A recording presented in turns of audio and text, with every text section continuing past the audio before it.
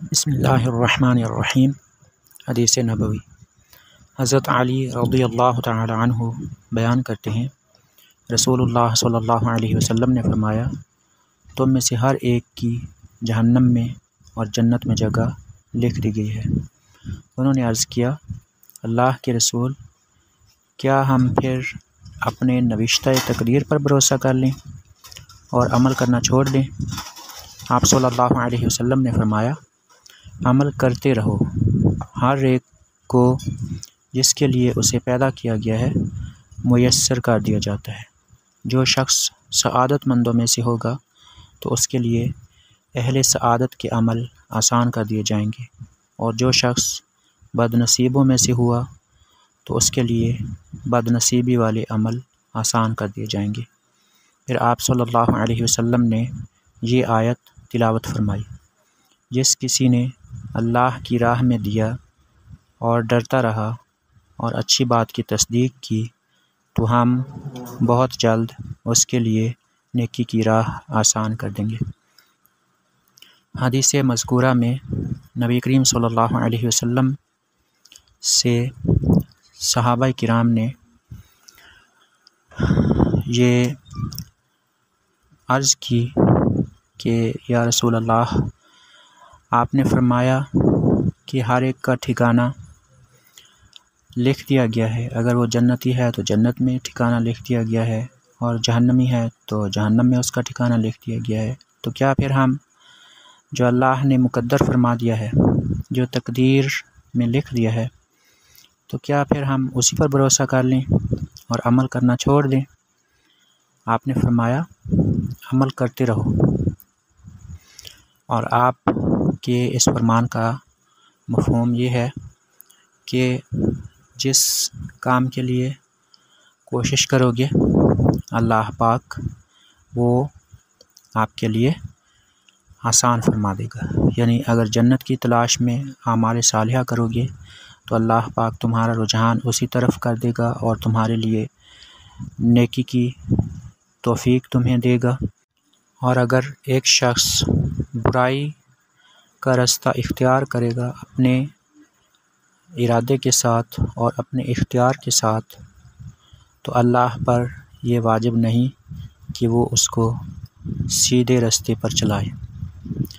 یعنی جس راستے کے لیے وہ شخص کوشش کر رہا ہے اس کے لیے وہی راستہ آسان کر دیا جائے گا۔ نبی کریم صلی اللہ علیہ وسلم نے جو آیات تلاوت فرمائیں وہ 30ویں پارے میں موجود سورۃ اللیل کی آیات ہیں۔ فَأَمَّا مَنْ أَعْطَىٰ وَاتَّقَىٰ وَصَدَّقَ بِالْحُسْنَىٰ فَسَنُيَسِّرُهُ لِلْيُسْرَىٰ۔ اب جب کسی نے اللہ کے راستے میں مال دیا اور تقوی اختیار کیا اور سب سے اچھی بات کو یعنی اسلام کو دل سے مانا تو ہم اس کو آرام کی منزل تک پہنچنے کی تیاری کرا دیں گے۔ اس سے آگے یہ فرمایا گیا ہے، وَأَمَّا مَن بَخِلَ وَاسْتَغْنَىٰ وَكَذَّبَ بِالْحُسْنَىٰ فَسَنُيَسِّرُهُ لِلْعُسْرَىٰ۔ وہ شخص جس نے بخل سے کام لیا اور اللہ سے بے نیازی اختیار کی اور سب سے اچھی بات یعنی اسلام کو جھٹلایا تو ہم اس کو تکلیف کی منزل تک پہنچنے کی راہ آسان کر دیں گے۔ اس سے یہ معلوم ہوا کہ انسان کو اپنی کوشش جاری رکھنی چاہیے۔ یہ کبھی نہیں سوچنا چاہیے کہ اگر مجھے سعادت مند لکھا گیا ہے تو خود ہی مجھے جنت مل جائے گی، اور اگر مجھے شقی یا بدبخت لکھا گیا ہے تو میں چاہے اچھے اعمال کروں گا تو میں جہنم میں چلا جاؤں گا۔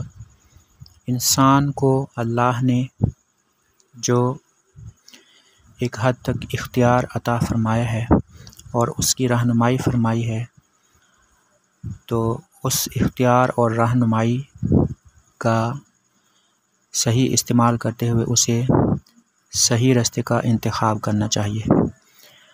تقدیر کا معاملہ ایک بڑا نازک اور حساس معاملہ ہے۔ اس پر خود سے سوچنا یا عقل کے گھوڑے دوڑانا یہ گمراہی کا باعث بن سکتا ہے۔ اس کے بارے میں ہمیں یہی یقین رکھنا چاہیے کہ اللہ کو یہ پتہ تھا کہ ہم کیسے اعمال کریں گے، تو اس نے ویسے ہی اعمال لکھ دیے، یعنی اس کو ہمارے اعمال کا پہلے سے علم تھا، اور ہم مجبور محض نہیں ہیں۔ اللہ پاک نے جو انبیاء کرام علیہم السلام کو بھیجا ہے لوگوں کی رہنمائی کے لیے، ہدایت کے لیے، اور جو صحائف اور کتابیں نازل فرمائی ہیں، تو اس سے یہی ثابت ہوتا ہے